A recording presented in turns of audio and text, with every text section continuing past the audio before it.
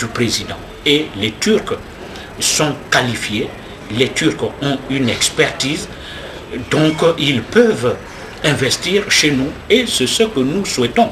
Ici, à la Chambre de commerce d'Istanbul, plusieurs domaines de coopération touchant à la libre-échange, au secteur routier, aux infrastructures et à l'assistance technique ont été développés. Nous avons reçu d'autres invitations de la TICA après leur séjour d'exploration au Gabon.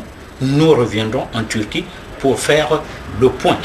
Et je pense que le président de la République a eu raison d'effectuer 2 visites de travail ici en Turquie, des visites à caractère, à tonalité économique.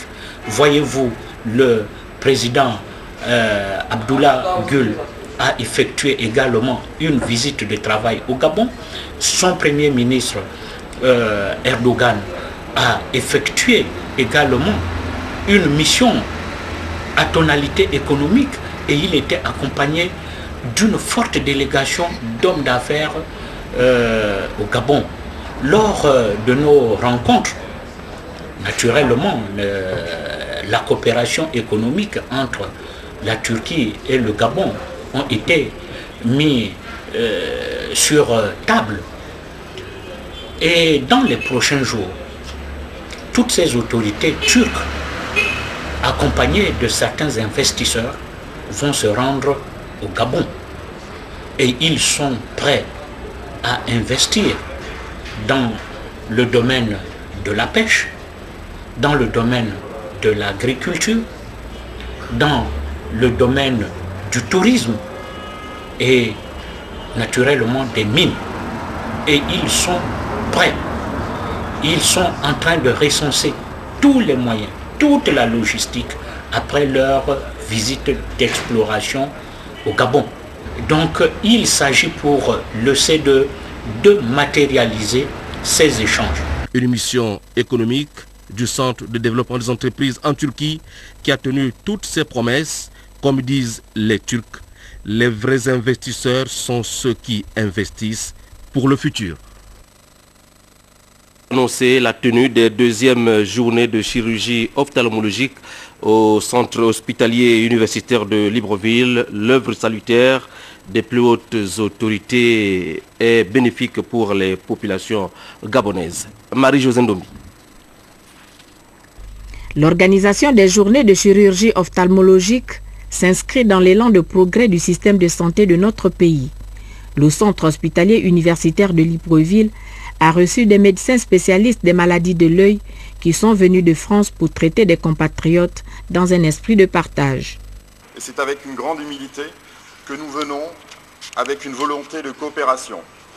Les 30 patients que nous avons prévu d'opérer ne vont pas changer le statut ophtalmologique des Gabonais, nous en sommes tous conscients. Mais ce qui nous intéresse, c'est les centaines de patients que vous pourrez traiter avec notre aide. C'est cet esprit de partage et cette volonté de formation qui anime notre équipe. Au nom de ses collègues, le professeur Mvemingon a exprimé la gratitude de la Société gabonaise d'ophtalmologie pour l'initiative des autorités d'offrir aux Gabonais une médecine de qualité. Vous êtes vous-même enseignant, chercheur. Vous avez personnellement initié ces journées qui vont beaucoup apporter au niveau de l'ophtalmologie gabonaise. Parce qu'il y a, au-delà de la pratique qui va être faite, vous avez également prévu un grand volet formation.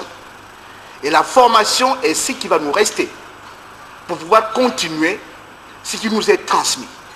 Pour le ministre de la Santé, le professeur Léon Zouba, la rencontre de Libreville, qui revêt un caractère hautement scientifique, se veut un cadre d'échange. Ce n'est qu'une alimentation de la connaissance, un échange de connaissances. C'est aussi le lieu pour justement voir l'évolution de la technologie, aussi bien sur le plan d'exploration fonctionnelle que sur le plan chirurgical. Se faire opérer ce matin à Libreville, ça donne une économie extraordinaire à la trésorerie gabonaise. Sur d'autant plus que l'évacuation d'un patient à Bordeaux en Afrique du Sud ou à Paris coûte non seulement le billet, le séjour et le coût de l'intervention. Alors qu'à Libreville, on importe la technologie et il y a certainement quelque part un bénéfice énorme pour le Gabon. Ces interventions chirurgicales de l'œil qui ont débuté par le glaucome sont réalisées par des spécialistes qui viennent du CHU de Toulon, du Centre d'ophtalmologie du Palais Gallien et du CHU de Bordeaux. Et puis le secrétaire général du Parti démocratique gabonais informe les camarades membres du comité permanent et du bureau politique du PDG que 2 réunions du parti se tiendront ce jeudi 21 mars, 10h30, réunion du comité permanent au lieu habituel, 16h, réunion du bureau politique à la Cité de la démocratie.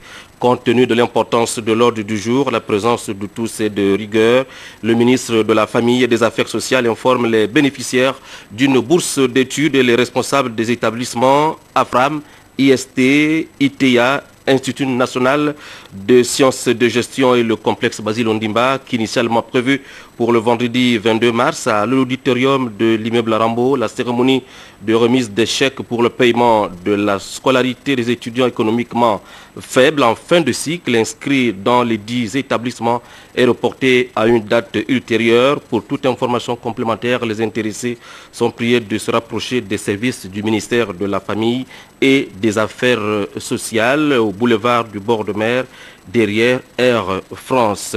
À la fin du journal en images avec le ministre de l'économie Luc Oyubi en sa qualité de membre du bureau politique qui vient de séjourner à Okonja dans le département de la CB Bricolo où il a présidé les manifestations relatives aux 45 ans du Parti démocratique gabonais. Cyril Bertrand Ngalipo, Yvette Okosa.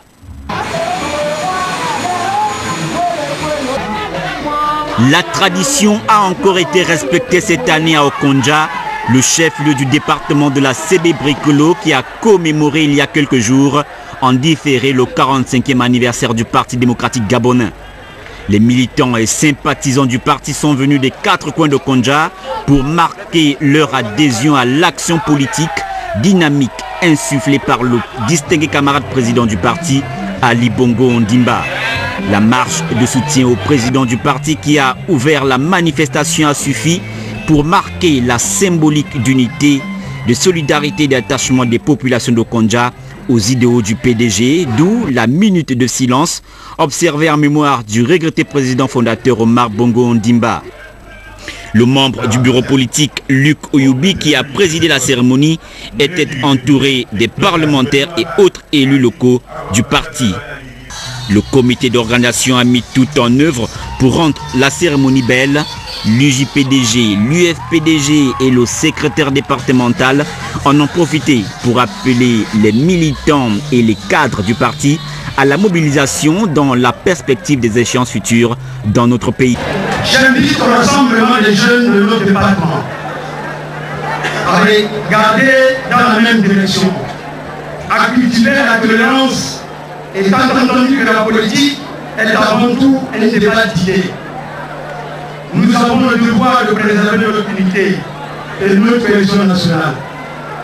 Nous vous prions de transmettre aux distingués camarades Ali Bongo Ondimba et que les populations de la CB Bricolo en général et les femmes en particulier sont toujours derrière lui et le PDG et lui réaffirment à la fois leur soutien et leur fidélité afin que triomphe sa politique de l'émergence à laquelle elles adhèrent totalement. La célébration des 45 ans du PDG arrive à l'aube des élections locales. C'est encore le moment de nous investir pleinement pour conquérir une fois de plus le terrain. L'objectif étant de gagner une nouvelle victoire électorale afin de renforcer la politique de l'émergence prônée par le distingué camarade Ali Bongo Ondimba. Le membre du bureau politique est revenu sur les valeurs chères au parti et au distingué camarade président, à savoir l'unité, la cohésion et la vigilance. Il nous faudra pour gagner la bataille rester unis. Si nous ne sommes pas unis, nous irons à la perte. Par le passé, nous avons toujours été unis. Il faudrait que nous continuions sur la même lancée. Nous avons toujours été unis au sein du PDG. Nous avons même souvent prôné l'unité au-delà du PDG. Et c'est pour cette raison qu'aux élections locales, parfois, pour ne pas dire toujours au cours des dernières élections, nous avions sur les mêmes listes des militants du PDG et du PGCI. Ceci concourt aussi à l'unité au niveau du département. Il convient donc déjà d'y réfléchir pour la constitution des listes de candidature.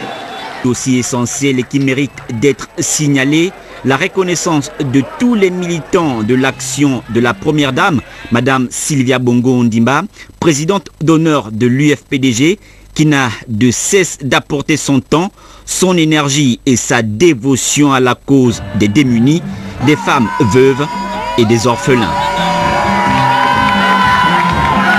Sachez également que le ministre de la Défense, Rufin Pacom Onzunga, était à Franceville, dans les mairies des 1er et 3e arrondissements, où il a pu constater l'avancement des travaux effectués dans les locaux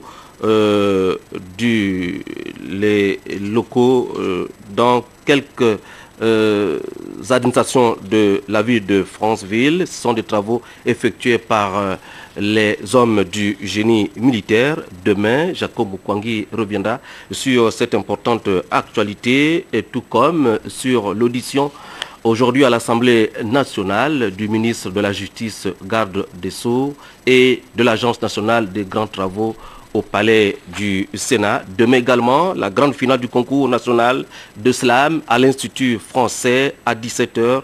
10 finalistes vont se disputer la première place selon la chargée de la communication, mademoiselle Kozati Eyang. Pierre-Charles Savage au Lagovandji réalisé ce 20 h. Dans quelques instants, la Coupe d'Afrique des moins de 20 ans à Alger. Merci et à demain 20 h.